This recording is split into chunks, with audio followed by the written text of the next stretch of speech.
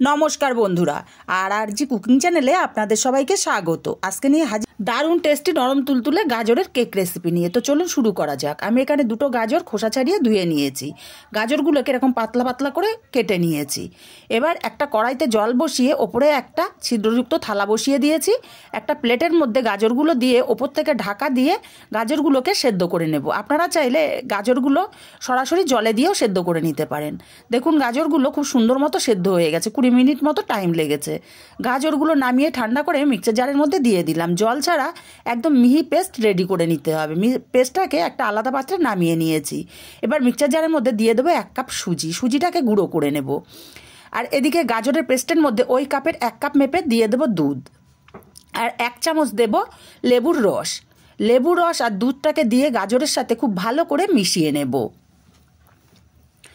খুব ভালো করে মিশিয়ে নিতে হবে। দেখুন খুব সুন্দর মতো মেশানো হয়ে গেছে। এখন এখানে দিয়ে দেব 1/2 কাপ গুঁড়ো চিনি, আর দেব 1/2-এরও কম সাদা তেল আর চিনিটাকে দিয়ে খুব ভালো করে মিশিয়ে নিতে হবে।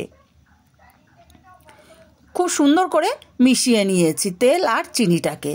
এবার এখানে সুজির গুঁড়োগুলো দিয়ে দেব 1/2 বেকিং পাউডার, আর তার চেয়েও কম দেব বেকিং সোডা। আর এখানে স্বাদটাকে ব্যালেন্স করার জন্য সামান্য 1 চিমটি লবণ দিয়ে দেব।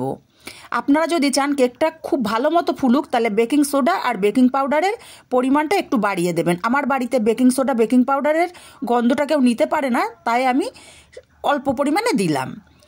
এবার খুব ভালো করে মিশিয়ে নিয়েছি। এবার এখানে দিয়ে দেব 1/2 চামচ ভ্যানিলা এসেন্স। আপনাদের কাছে এসেন্স না থাকলে এলাচের গুঁড়োও দিতে পারেন। আর কিছুটা কাজু আমি ছোট ছোট টুকরো করে কেটে নিয়েছি। এটা টোটালি অপশনাল, চাইলে দিতে পারেন আবার চাইলে নাও দিতে পারেন। খুব ভালো করে মিশিয়ে নিতে হবে। খুব ভালো করে মিশিয়ে নিয়েছি। ব্যাটারের ঘনত্বটা আমি আপনাদেরকে দেখিয়ে দিচ্ছি। ঠিক এরকম ঘনত্বের ব্যাটারটা রেডি করতে হবে। এখানে 3টে বাটিতে আগে থেকে ভালো করে তেল মাখিয়ে রেখেছিলাম। এখন এখানে ব্যাটারগুলোকে দিয়ে দেব। আমি বাটির হাফ করে ব্যাটারগুলো এখানে দেব। আর আমি যদি এখানে বেকিং পাউডার বেকিং সোডার পরিমাণটা বেশি দিতাম তাহলে কিন্তু আরও কম দিতে হতো, কারণ কেকগুলো প্রচুর ফুলে যেত। এখন কেকের বাটিগুলো একটু ট্যাপ করে দিতে হবে যাতে ভেতরে কোনো বাতাস না থাকে। এবার ওপর থেকে কিছুটা কিশমিশ সাজিয়ে দেব। আপনারা চাইলে যে কোনো ফ্রুটস কিন্তু এখানে দিতে পারেন। কিশমিশগুলো দেওয়ার কারণ একটু দেখতে সুন্দর লাগবে, আর কিছুই না। এবার বাটিগুলো আমার রেডি। কড়াইতে জল বসিয়ে ওপরে ছিদ্রযুক্ত থালা বসিয়ে দিয়েছি। তার উপরে বাটিগুলো আমি বসিয়ে দেব। আর ওপর থেকে ঢাকা দিয়ে আমি 20 মিনিট কেকগুলোকে বেক করে নেব। আপনারা চাইলে কিন্তু সরাসরি কড়াইয়ের মধ্যে দিয়েও কেকটা বেক করতে পারেন। আমি জলের ভাপে কেকটা বেক করে নেব। 20 মিনিট পর ঢাকাটা খুলে নিলাম। দেখুন আমার কেকগুলো কিন্তু তবুও মোটামুটি ভালোই ফুলেছে। এখন চেক করে নিতে হবে। একটা টুথপিক দিয়ে চেক করে নিচ্ছি। দেখুন একদম ক্লিন চলে এসছে। প্রত্যেকটা কেক আমি চেক করে নিলাম, একদম পুরোপুরি ক্লিন। আমি এবার কেকগুলোকে নামিয়ে পুরোপুরি ঠান্ডা করে নেব।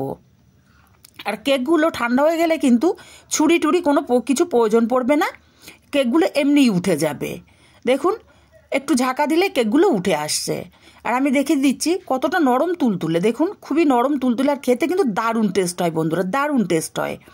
একবার হলেও বাড়িতে বানিয়ে দেখবেন। বাচ্চারা তো অনেক সময় সবজি খেতে চায় না, এইভাবে গাজর দিয়ে বানিয়ে দেখবেন, দারুণ টেস্টি একটা রেসিপি তৈরি হয়ে যায়। এবার আমি আপনাদেরকে কেটে দেখিয়ে দিচ্ছি।